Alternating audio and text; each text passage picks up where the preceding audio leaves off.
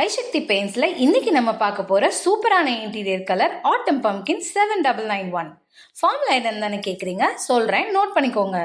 Medium dark base 45 ml, exterior red 0.75 gram, orange 2.77 gram. இதையெல்லாம் ப்ராப்பரா mix பண்ணும்போது பிரைட்டான ஆட்டம் pumpkin 7991 கிடைச்சிரும்.